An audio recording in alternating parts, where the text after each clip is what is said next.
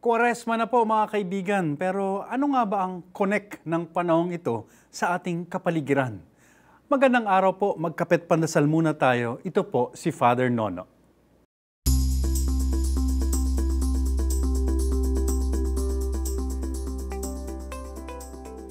Sa mensahe ni Pope Francis para sa Kwaresma, iniuugnay niya ang pagbabagong buhay natin sa kapakanan ng inang kalikasan. May connect daw po yun.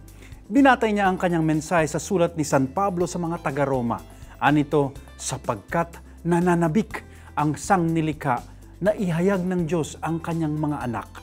Sa paliwanag ni Pope Francis, kung tayo raw ay nabubuhay bilang mga tunay na anak ng Diyos, ang kalikasan, ang kapaligiran ay mapangalalagaan natin.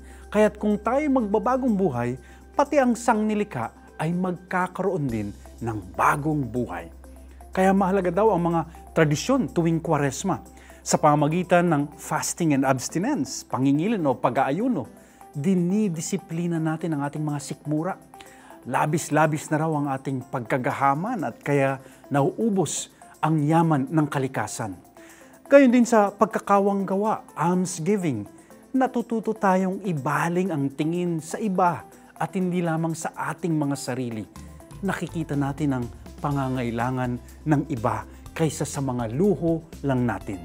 At sa panalangin, prayer, nababaling ang tingin natin sa Diyos na siyang tunay na makapupuno ng mga hangad natin sa buhay.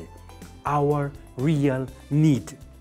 Ayan po, sana nga maialay natin ang Kwaresmang ito, sana'y makapagsakripisyo tayo para sa ating kapaligiran, sa nag-iisa nating inang kalikasan.